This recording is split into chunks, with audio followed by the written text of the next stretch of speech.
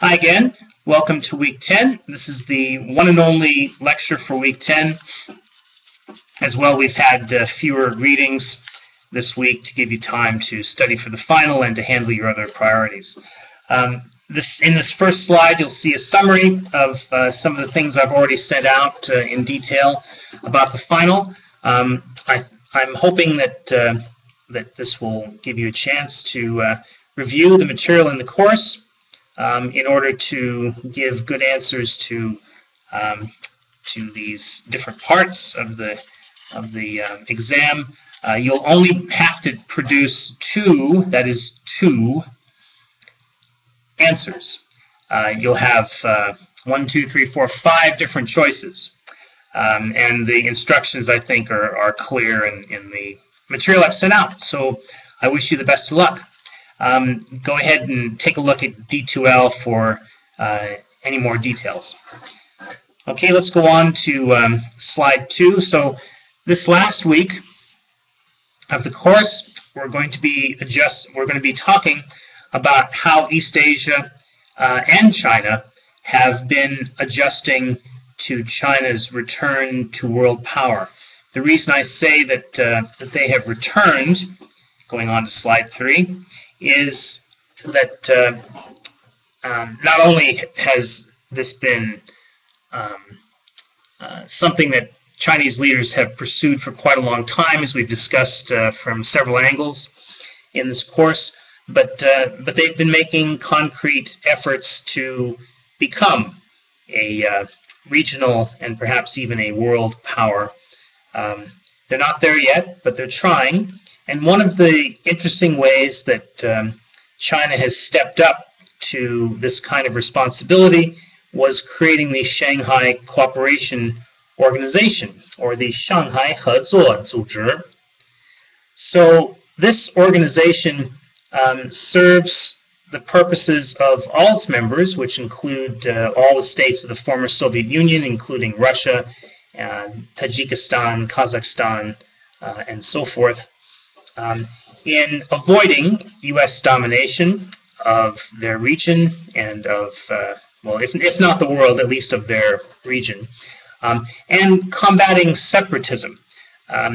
Along the borders of the China shares with these nations and several other of the borders, you'll find ethnic groups which are perhaps a majority on one side of the border and a minority on the other side. The same sort of thing you have in Iraq, Iran, and Turkey with the Kurds, who range demographically through all three countries where their borders meet. Kurds would very much like to have their own homeland. The Iran, Iraq, and Turkish governments are not interested in that.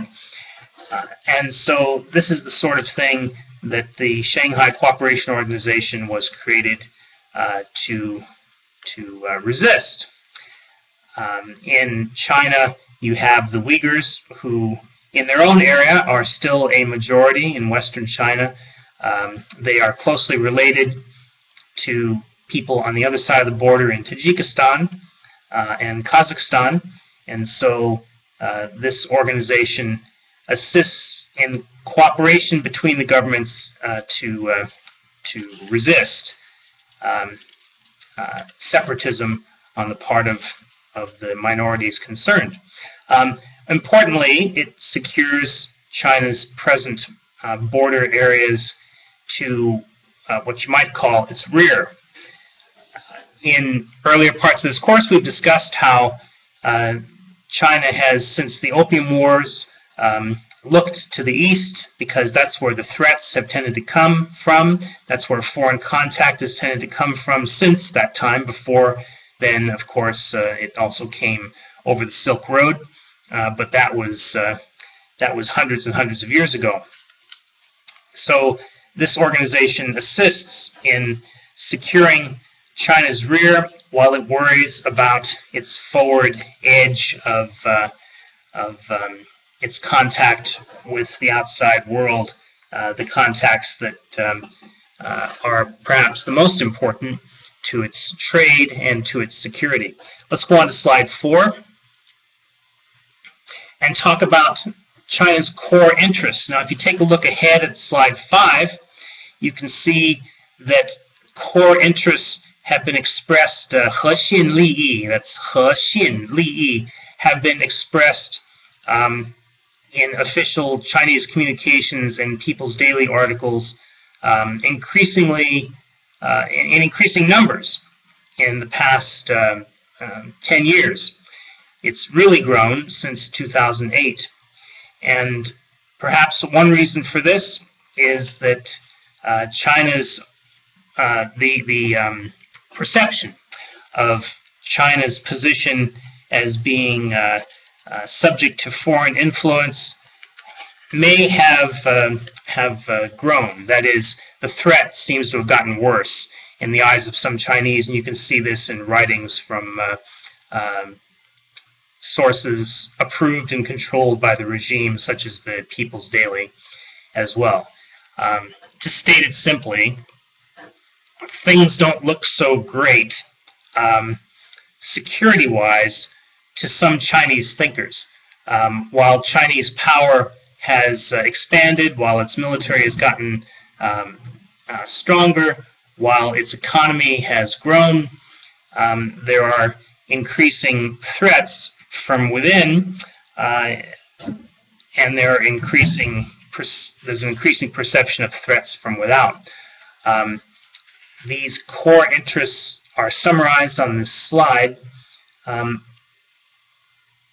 It's interesting that Chinese spokesmen and diplomats have occasionally stressed that they have never tried to impinge on U.S. core interests, such as its domination of the Americas, while the United States has been trying to impinge on Chinese core interests, that is, its desire to control events in its own neighborhood. It's interesting also that the idea of the South China Sea being a core interest has shot up in the number of times it is expressed.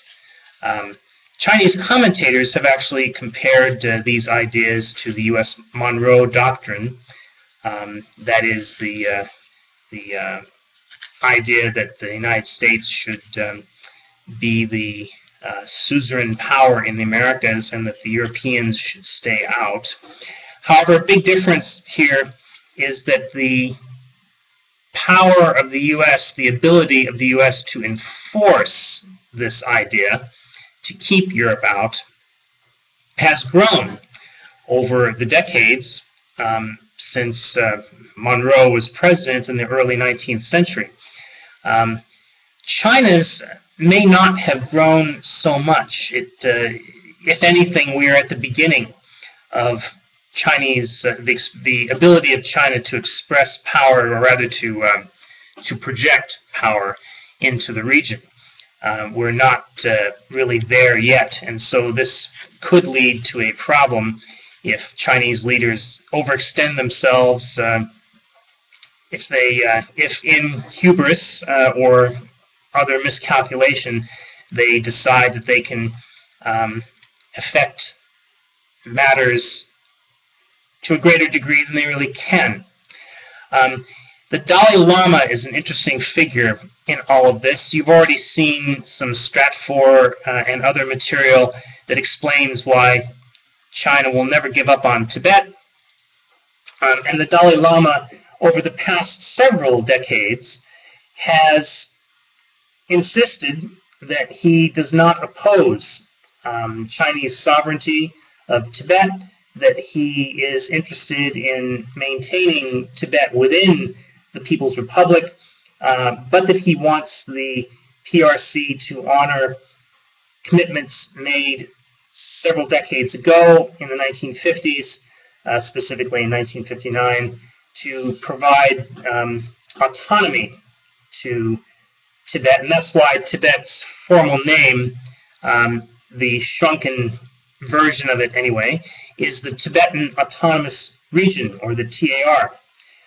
However, Chinese negotiators see this as a trap.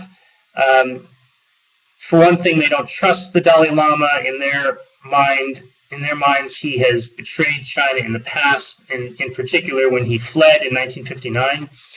And they believe that they cannot commit to any real autonomy, allowing Tibetan decision makers to control events inside the TAR, because the first thing they would want to do would be to restrict Han Chinese, those majority people, restrict Han Chinese settlement in Tibet.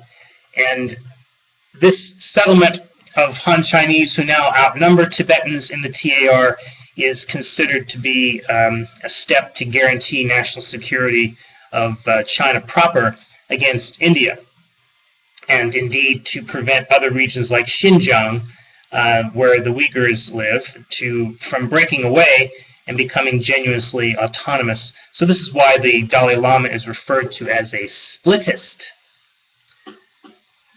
No love lost between the Tibetan government, as they call themselves, in Dharamsala, India, and the Chinese communists in Beijing. We'll stop this first audio here and go on to slide 5.